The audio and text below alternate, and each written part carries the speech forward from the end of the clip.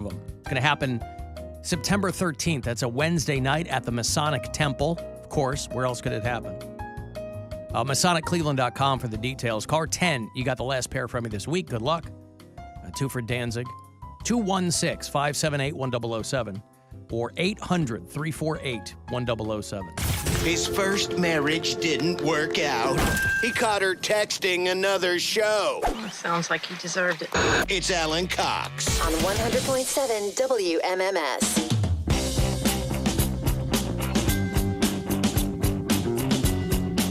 But y'all look good, though. I've been watching and looking around all night. Y'all look good. You dressed nice. You got the nice threads on. You got the jewelry glistening. Look like everybody got a little piece of that settlement money from Fox News. And that's all I have to say about that, because I'm not gonna have Dominion on my ass. I love Dominion. Matter of fact, let me just say right now, my favorite voting machine is Dominion voting machines. When I go to the polls, I make sure it is a Dominion machine that I use. If your election needs the truth, put Dominion in your booth. There's Roy Wood Jr. hosting the White House Correspondents' Dinner. What a day. Wow, what a day. What a day. How are y'all? Good to see you, man. How are you? It's been a minute. It's been like 2 years. It's been quite some time, give yes. or take. Yeah. Who pitches you on doing the White House Correspondent? Because I was listening to, I texted you, but I was listening to this on the way back. My son and daughter go to Michigan State. My daughter had like a performance that night, and so I'm driving back at like 1 a.m. to Ohio from Michigan, and the White House Correspondents' Dinner is on it, and I'm howling listening to this. I'm like, I hope this was as uncomfortable as it sounded like you made that room. Yeah, it was. But what's weird for the performer is like Bill knows, like when there's like a famous person in the crowd, you can't help but look at that them, person periodically. But they're all famous.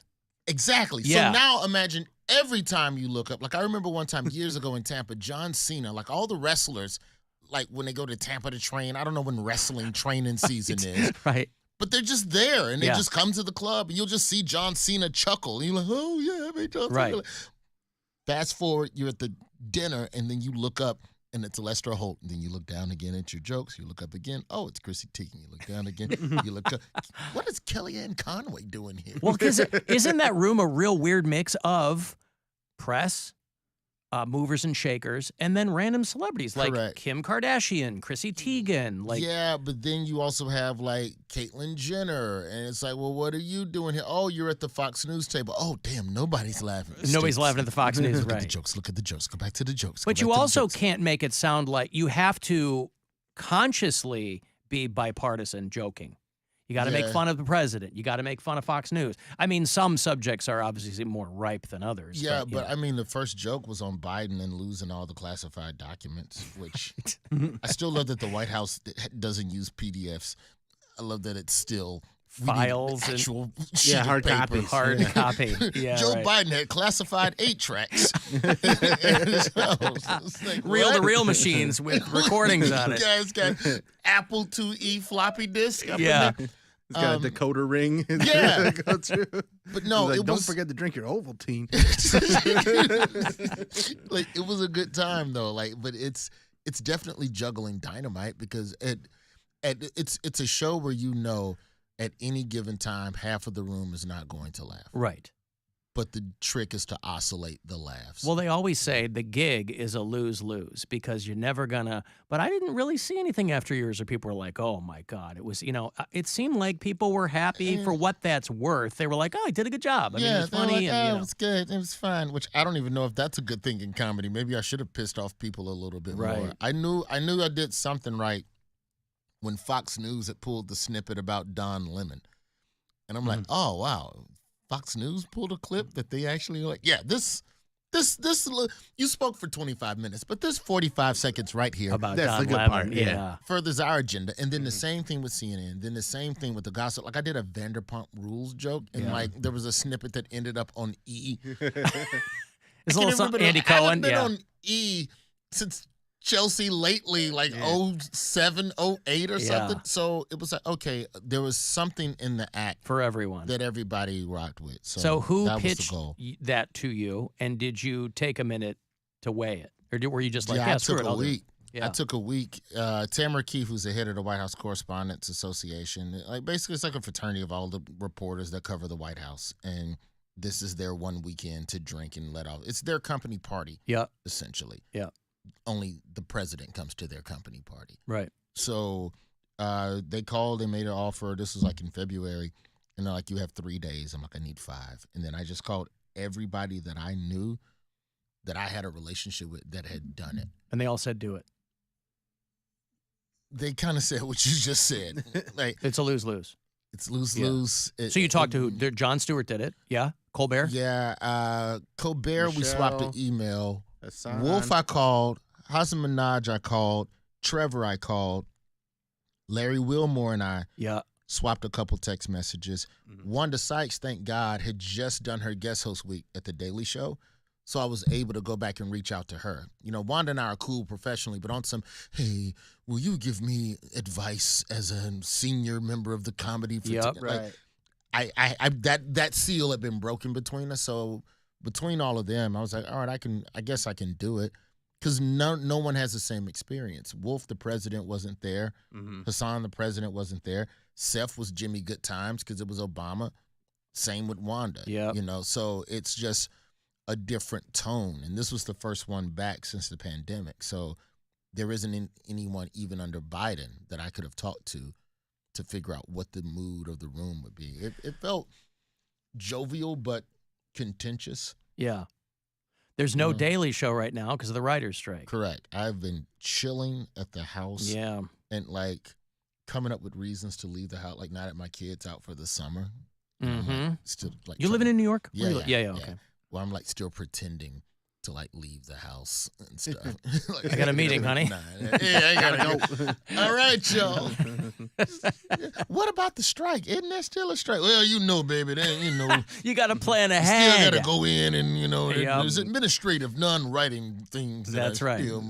I'm just kidding. I'm going up the street to play Nintendo. I had to go a couple of weeks ago. I had to go to my management here because I said, hey, I just want to put this in your brains because I'm starting to see some rumblings. I'm like, the WGA is striking, DGA. I'm in SAG-AFTRA. Yep. I said, and they're talking about striking. I said, I don't know what that means for me, but I said, I just need you guys to figure that out because I don't know if you're required to. I have no interest in doing that, but I'm like, I said, I need to know what like company protocol is. Yeah. I haven't heard anything back, but I Yeah. mean, that's, you know, I'm like, Welcome to the Bill Squire Show. That's what that means. that's right. Yeah, For the foreseeable future. We're scamming it up here. 100.7 WMMS. Buzzard. Scabs all day. Yeah. Scams all day. So it's my buddy Jesse Joyce. You know Jesse I love Joyce. Jesse Joyce. He's been writing for Kimmel for quite a while now, but he and I go way back, and he was kind of like, well, I'm just going back out on the road like a lot of writers are because it's a really weird situation for stand-up to be your fallback. Yeah. Like comics who write, they go, I can always go out and do stand-up. But he wasn't really out working that much because he was writing for Kimmel. He was like, I like doing this. But now that these shows aren't on, they're like, well, I'll just go back on the road. Yeah, I'll just book some shows. But it's not that easy because you're competing with every other comedy stand-up writer that's going back out. That's on the what I'm road. saying. They're all going out and booking, trying to get And booked. there's more performers than there are venues Right. in most cities that are And audience viable. members. Yeah, that too. So like it's a saturation, but I think for audience members it's a good thing because now you're getting the best of the best on the road. Seinfeld and Gaffigan are teaming up. Yep. And they're going doing out. arenas. Pete Davidson and Colin Jost, which is just like you would never get that show other than during a strike. Right. Right. And those are two totally separate ends of the spectrum of whiteness. Are you? Like, well, like it's Harvard white and Staten Island white. Right. Like, both Staten Island guys, but two totally opposite ends Different of it, ends of the yeah. island for sure. Yeah. well, and Pete says he's in the hole on that buying that ferry, so he needs, you know, they need to That's book literally some, what they call the tour. Yeah. We have to pay for the ferry tour or something like that. Right. So they're going out on some dates. So, you know, I think for the fans of comedy, it's a good time. But if you're a writer and you don't do stand-up, you're in a really... Are you Bad place. Are you doing clubs and theaters? Or you Yeah. just? I was gonna say when I saw you were coming to Hilarities, I was happy because it's a great club. But I was kind of surprised. I was No, like, well, the reason being that, Cleveland, if it was a cold weather month, Yeah. then I definitely would have.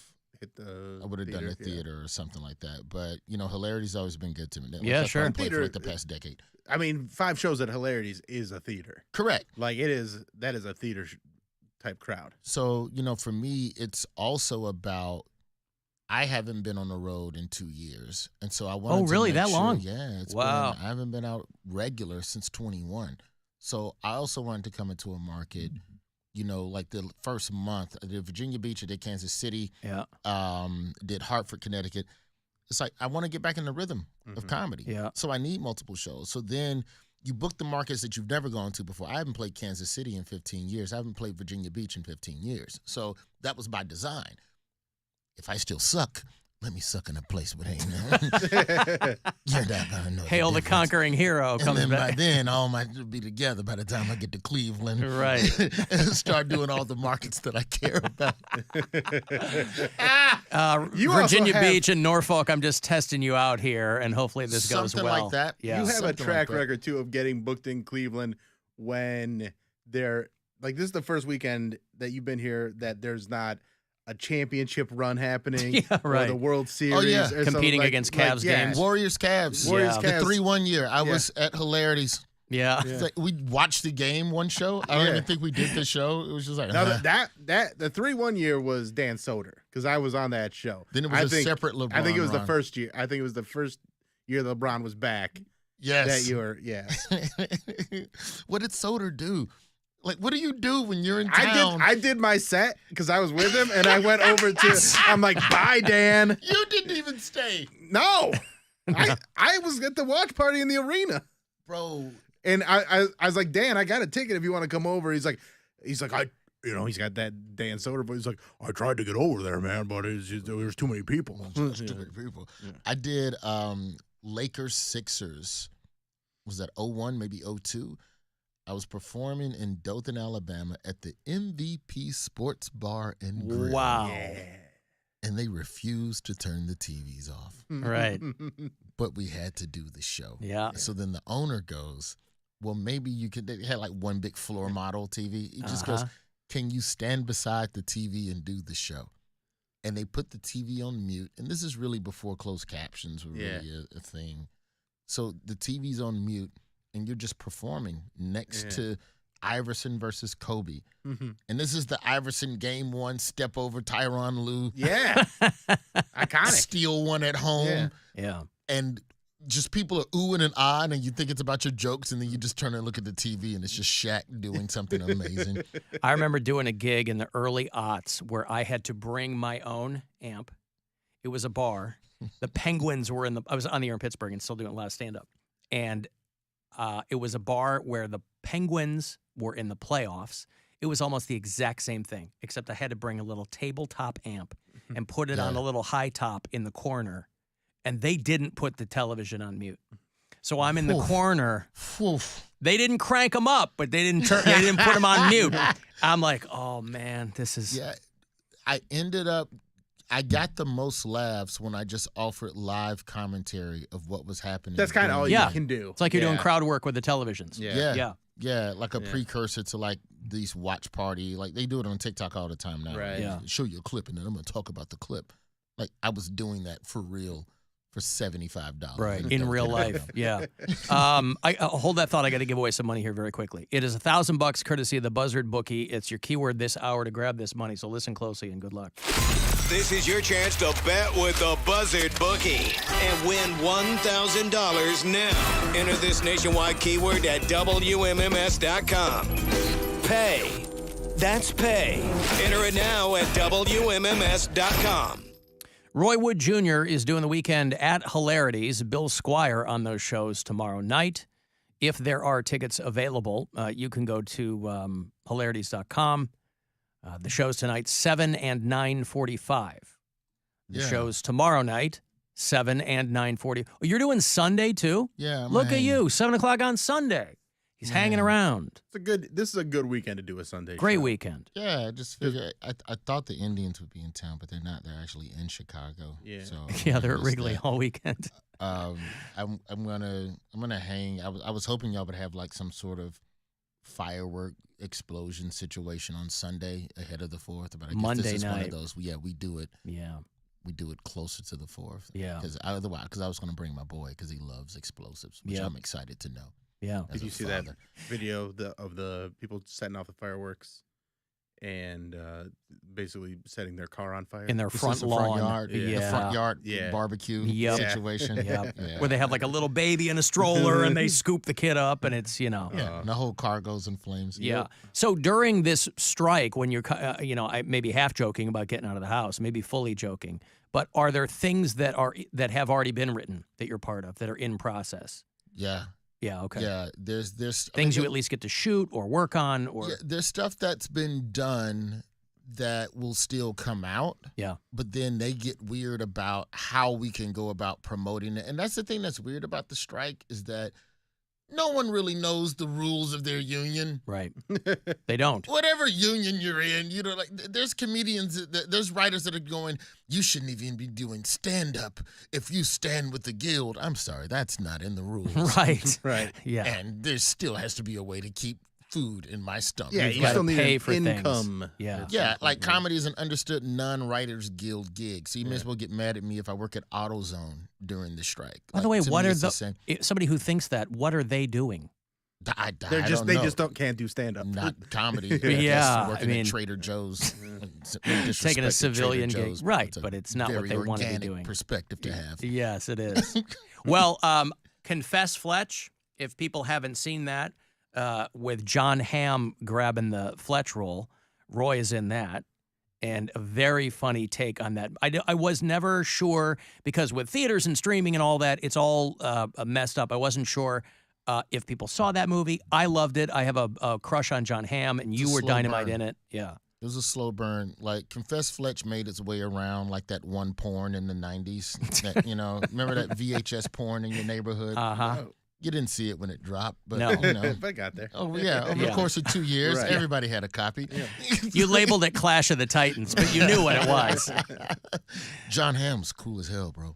That guy, he's like Funny Captain dude, yeah. America. It's always, you're always thankful when you meet somebody and you go, thank God you're not a jerk and Right. you're not in the corner snorting cocaine all But he's day. from St. Louis. I mean, if there He's was from St. anybody, Louis, yeah. And he got famous later in his career. Yes. And I think that keeps dudes, There's a humility. he's like, I know this can all go away. Yeah. I had to work my ass off to get there. Yeah. Because, he was in his probably 40s when Mad Men. Mad Men Yeah. happened. Yeah. Yeah. So, it took him a while. Yeah, if you go Mid-30s. from doing yard work to Mad Men, Yeah. you're going to be humble Right. when you're on a movie set. But Yeah. thank God he was. Is that something that they want to, are they considering doing like more or? Yeah. Yeah, they are. It's just the issue is that it's all run under Paramount. Look, let me Yeah. just There's say two as companies an aside, left. all these studios is broke. Yeah. They broke than a bitch and they spent way too much money and they don't know what to do. That's why there's a bunch of remakes coming from every single studio because they're too scared to bet money on a new idea because they can't afford to. Right. They're broke. So to answer your question, yes, there's like 15 Fletch books. Yeah. You will get 14. It'll be John Hamm, like the way Bruce Willis did. He'll do it like Indiana Jones. He'll be 80 and still They'll be out there DH him. fletching him Yeah. up.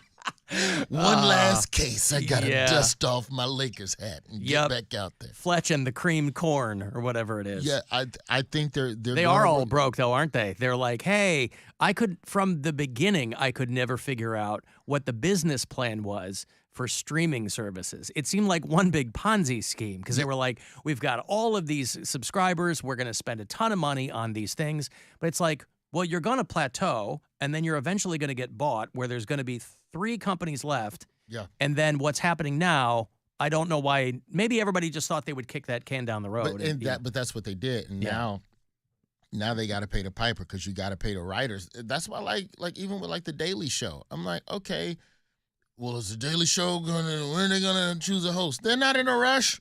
Well, they They're said saving money. they said for a whole year they're just going to have rotators, right? Yeah. Yeah. You broke bitches they just don't know what they're gonna do. So, Yeah. what about another guest week? Right. It's Is like, it Viacom? no. Is that who owns? Yeah, Paramount. Yeah, Paramount. Now, Viacom. Everybody. Global CBS. Yep. / You know. That's right. But no, man. I think they'll keep doing.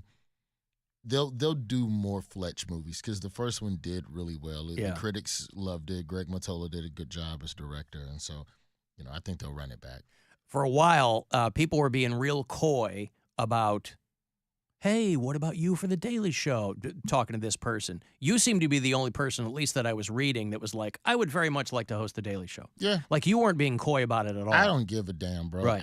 I went out. But also, I why tried to wouldn't get you do Jeopardy. that? Yeah. I with Wheel of Fortune? Wheel of I Fortune. tried. Yeah. Jeopardy, I legit tried. I Did had you? my agent to reach out or whatever, and they essentially sent back. I don't have time to find the email, but basically what they said was they've locked in on their final options as hosts. Yeah. They feel that a comedian would draw away from the academic tone Oh, of the yeah. program, which means you're just calling me stupid. Well, they're saying you're not a big enough nerd to be on that show. Yeah. We don't want jokes. We don't want you being funny. And Jeopardy is such an airtight program. Yeah. Sometimes they don't even get to all the questions. There's no room for There's no comedy. room for that. Right. Like every once in a while, you'll get those moments. But I mean, if you just want someone that's gonna read, you can do that. Yeah. Like I don't even know why we even need game show hosts for some of these. Like you want to let AI take a job? Start with that. Also, you know that if, let's say they got a comedian or got you or something for Jeopardy, that audience would be constantly complaining that the host didn't respect the game. It would be a lot of that. Those They people got take mad that at- very seriously. They got mad at Hassan Minaj about that stuff. Hassan was like cracking jokes in between answers, and they were like, why would you do that? Whereas meanwhile on Family Feud, that entire show, did you realize that Family Feud, like the whole show is just like 4 questions? Like it's not a It's It's not heavily written. half No. that show now is just Steve just Reacting. looking, just not even making a joke, just staring at people. Yeah. Just or facing the camera. Like he is Long reaction takes. He's before they doing get to John the- Krasinski on The Office now. He just looks at the camera and goes, Bro, I had a parody. I had a parody show that I was gonna shoot. I was gonna get a mustache and an afro wig, and it was just gonna be called Steve Harvey's Expressions Thursdays at 8. And it's just me and Steve Harvey just making faces for 30 minutes, no dialogue. Yeah. Yeah. You what? Boy, you huh? Man, we'll be right back. It's like, what is he talking about? Because he has 2 or 3 shows. Like he's got family, or at least he did. Oh, he's a grinder, bro. Yeah, Like, he but works hard. It's weird that with the Daily Show, we know half of these guest hosts you're bringing in are for the sake of ratings, and Yes. and it's cool. It's Yeah. cool for a little while to see somebody different in the chair. All right, fine. But if we're talking about true political satire, if we're talking about humor, you need to trust the host, and then you get to go to places that are deeper emotionally and creatively, because I've seen you for a couple of months or a couple of years. yeah, that rapport is important to have a continuing audience coming to see Yes. every week. It expands the Yeah. creative options within the show to deliver the message and achieve the goal that you're trying to achieve every night for Yeah. 30 minutes. So sooner or later you got to choose. So yeah, I'm not like, and the other correspondents, like we've talked about it, like it's not Hunger Games. We know it's not up to us who they choose. Mhm. But yeah, I'm going to present myself as a host, and I want to host so that other people who are thinking about hiring me to host will know that I want to host.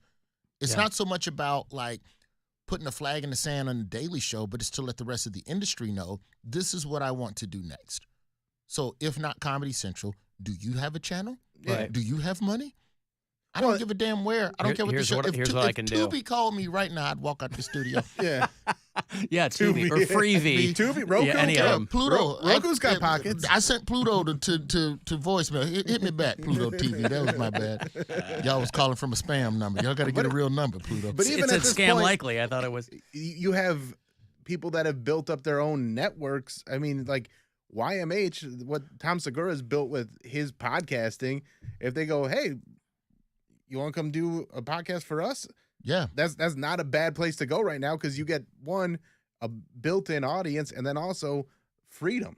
Correct. And that's where I think the game is going to start changing, because when you start looking at entertainment now, all of these streamers are scrambling to figure out what they want to do, and they're doing stuff cheaper. They're shooting stuff cheaper. The cheaper you make it to produce, the closer you're getting to the consumer being able to do something that looks good enough for the average person to want to watch. Like if you look at late night ratings are through the floor. Like most all shows, Gutfeld is the only one that still does numbers. I would still make an And that's argument. because that audience never turns Fox News off. Yeah, and I would also make the argument that Gutfeld doesn't have the plethora of competition that, Fallon and Seth and us, we're all cannibalizing each other's audiences. But across the board, late night ratings are down. And like when you look at most people, I was dating this girl. This is what I do now. I date women younger than me as a focus group. 44. I go out with a 37-year-old. Check her viewing habits. Did you find Mr. Wood engaging? Yeah. 1 to 5? But no, I was over this girl's house, and she was sitting on the couch watching her phone from like 10 o'clock to like 11:30, and just Everything gets repurposed from thoroughly entertained. Yeah. And so I'm like, yeah, if you'd rather watch regular people who have no lights, no studio, no glitz, just an opinion and a microphone, and they're going hard, if you can create that and a following, you could probably create something that's more valuable for yourself than anything that the networks could offer. Yeah. Right. But then there's also people just racing pool balls on a treadmill on TikTok. And That's fun, too. It's a little something for everybody. Are making money and getting thousands of viewers watching that. There was a YouTube channel called Jelly's Marble Runs. And during the pandemic, some person was making tracks in the sand at a beach, putting 10 marbles in a starting cage and opening the cage, and the marbles all go down the track like a dog race. I think my like daughter was slalom. watching it, yeah. Millions of views. Millions. Millions of dollars in revenue. And it's just marbles in the dirt. I have to take a break. Do you have to go, or you want to hang out? We're or? chilling. Okay, cool. Roy Wood Jr. is at Hilarities tonight, tomorrow, Sunday. Bill's doing those shows with him tomorrow night. You can go to pickwickandfrolic.com for the details, and we'll be back. It's the Alan Cox Show on 100.7